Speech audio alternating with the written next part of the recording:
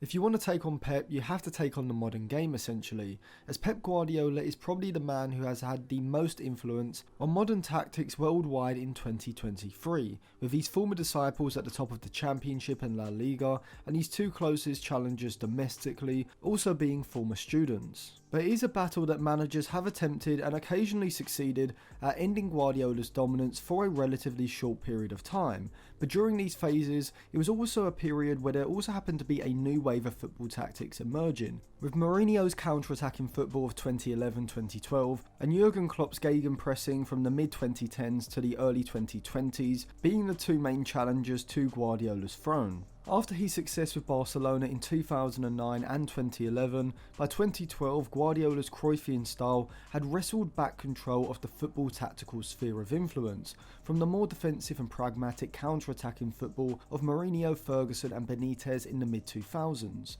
But by 2012 the Spanish national team had also replicated Guardiola's tactical ideas at the 2010 World Cup and the 2012 Euros, creating one of the best national teams of all time in Pep's image. But in 2010 and 2012, Mourinho did briefly manage to rise above Pep, winning the 2010 Champions League and treble with Inter Milan in a historic and iconic season, before putting together one of the best Real Madrid sides of all time in 2011-2012, with Los Blancos going out only on a penalty shootout to Bayern Munich in the semi-finals of the Champions League, and reaching 100 points, finishing 9 points ahead of Barcelona, who they also outscored by 7 goals and only conceded 3 goals more, in a season when they would break the La Liga scoring record, scoring an incredible 121 goals in total. And Mourinho really did this as an antagonist to Pep Guardiola's style at Barcelona, with Mourinho creating one of the best counter-attacking sides of all time, with Benzema up front, Ronaldo to the left, Di Maria to the right, and Ozil in that playmaking role as well. But what sort of competitors is Pep facing in 2023 with Ten Hag and Arteta?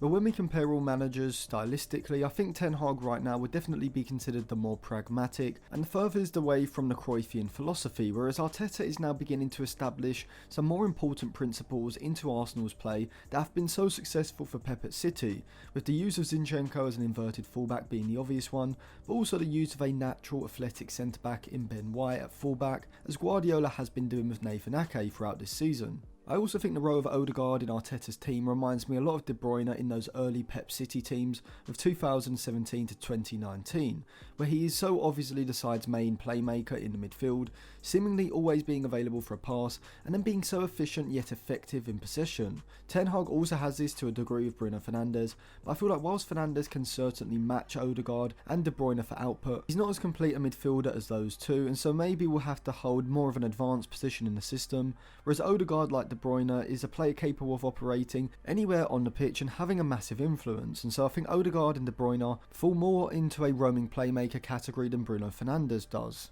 But the obvious similarity between Guardiola and Arteta, which contrasts them directly to Ten Hag, is the fact that both are a lot more disciplined in their playing out from the back, and in general having a better organised system with a better set of technical players in that area. If we compare Ramsdale, Saliba, Gabriel, Ben White, Zinchenko and Partey with Ederson, Diaz, Akanji, Stones, Ake and Rodri, and then with what Ten Hag has at the moment with De Gea, Dalot or Wan-Bissaka, Varane, Martinez, Shaw and Casemiro in front, you can see that whilst the likes of Martinez, Dalot and Shaw are all excellent in possession, De Gea's passing could be seen as a weak point to take advantage of, Varane can be a bit clumsy in possession and invite pressure too much, and I'd even say that Casemiro isn't as press resistant as either Partey or Rodri, and without Eriksen alongside him, we've really seen United struggle to play out of pressure. And so you'd have to say that the reason Ten Hag is further away from those Cruyffian principles that both Arteta and Guardiola are implementing so well at the moment is because of the personnel he has at his disposal. But to be fair, we did see both Arteta and Pep go through this sort of transition during the early phase of their tenures at their clubs. And so you'd have to say that Ten Hag's Manchester United are one, maybe even two good transfer windows behind Arteta and Pep squads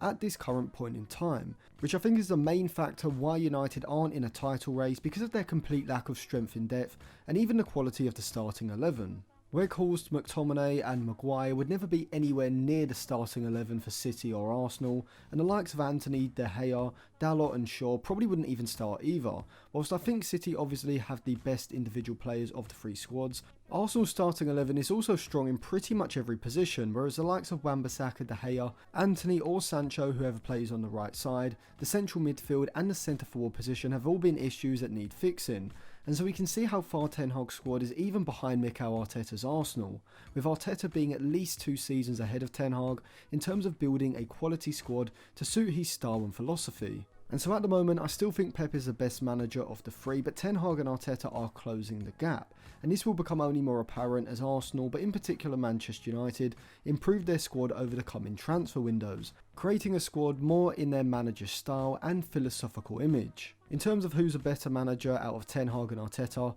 I would personally go with Ten Hag just because I think he's proved it over more years, but I think you'd have to put Arteta and Ten Hag around the same level, and in my opinion, both Ten Hag and Arteta in the next 5 to 10 years will be competing with the likes of Pep and Klopp at the top of the football manager hierarchy.